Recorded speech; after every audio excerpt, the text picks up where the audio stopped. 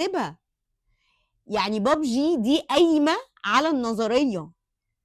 يعني الناس اللي بتخترع لعب واللي نفسها تخترع لعب من التين ايجرز لازم يكونوا فاهمين ماث علشان يعرفوا يخترعوا لعب.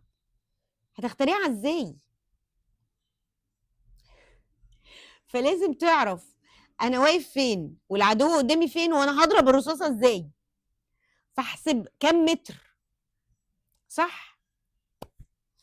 يعني انا حاولت اقول الفكره بتاعه اللعبه. فالمراهق التين ايجرز لازم يفهم ان كل حاجه في حياتنا فيها ماث.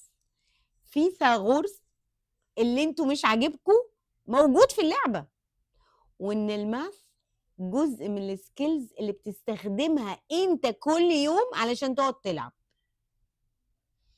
متخيلين ان حتى اللعبه، كل لعبه فيها على فكره حته في الماث انتوا مش واخدين بالكم منها قايمه عليها.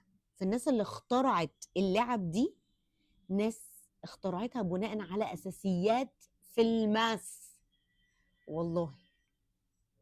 واشكروني بقى وانتوا بتلعبوا كده، يا ريت تحاولوا كده تربطوا النظريه اللي احنا واخدينها باللعبه وبالرصاص والضرب والعدو فين وهو بيعمل ايه. والله هتلاقوا كلامي صح. وثانك يو.